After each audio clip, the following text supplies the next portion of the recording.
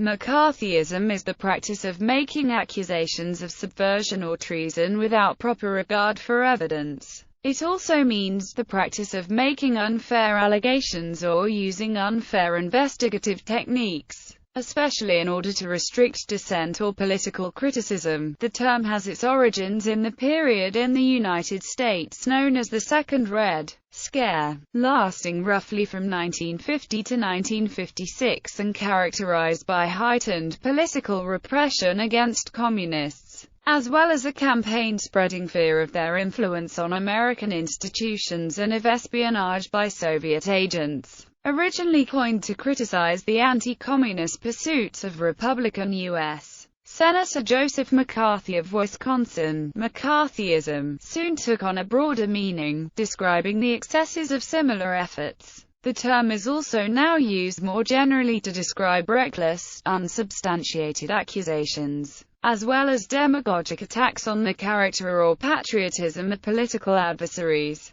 During the McCarthy era, thousands of Americans were accused of being communists or communist sympathizers and became the subject of aggressive investigations and questioning before government or private industry panels, committees and agencies. The primary targets of such suspicions were government employees, those in the entertainment industry, educators and union activists. Suspicions were often given credence, despite inconclusive or questionable evidence, and the level of threat posed by a person's real or supposed leftist associations or beliefs was often greatly exaggerated. Many people suffered loss of employment or destruction of their careers. Some even suffered imprisonment. Most of these punishments came about through trial verdicts later overturned, laws that were later declared unconstitutional, dismissals for reasons later declared illegal or actionable, or extra-legal procedures that would come into general disrepute.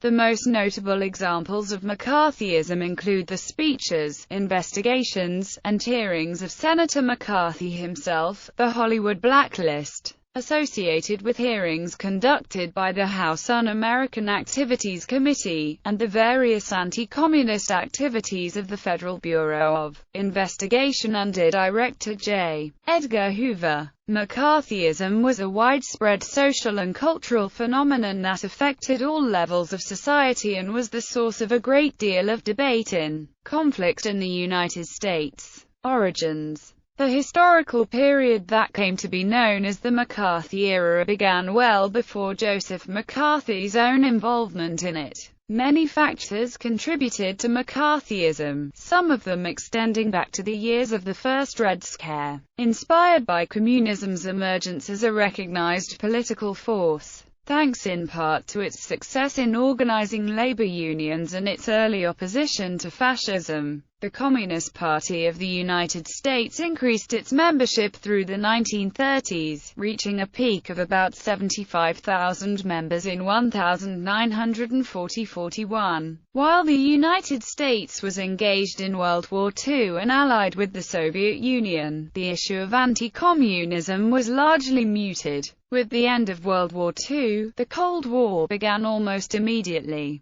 as the Soviet Union installed communist puppet regimes across Central and Eastern Europe, while the United States backed anti-communist forces in Greece and China. Although the Igor Gouzenko and Elizabeth Bentley affairs had raised the issue of Soviet espionage as far back as 1945, events in 1949 and 1950 sharply increased the sense of threat from communism in the United States. The Soviet Union tested an atomic bomb in 1949, earlier than many analysts had expected. That same year, Mao Zedong's Communist Army gained control of mainland China despite heavy American financial support of the opposing Kuomintang. In 1950, the Korean War began, pitting US, UN, and South Korean forces against communists from North Korea and China. The following year also saw several significant developments regarding Soviet Cold War espionage activities.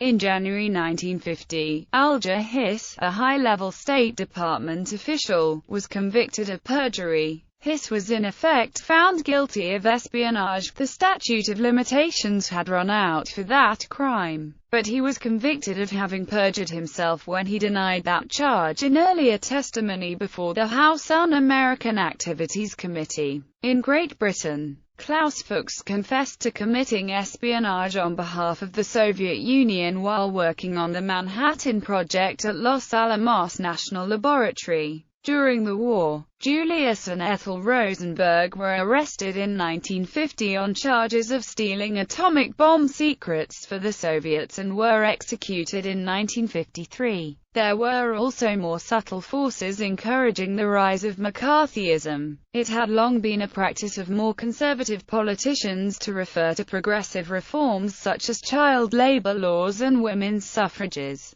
communist, or red plots. This tendency increased in the 1930s in reaction to the New Deal policies of President Franklin D. Roosevelt. Many conservatives equated the New Deal with socialism or communism, and saw its policies as evidence that the government had been heavily influenced by communist policymakers in the Roosevelt administration. In general, the vaguely defined danger of communist influence was a more common theme in the rhetoric of anti-communist politicians than was espionage or any other specific activity. Joseph McCarthy's involvement with the ongoing cultural phenomenon that would bear his name began with a speech he made on Lincoln Day, February 9, 1950, to the Republican Women's Club of Wheeling, West Virginia. He produced a piece of paper which he claimed contained a list of known communists working for the State Department.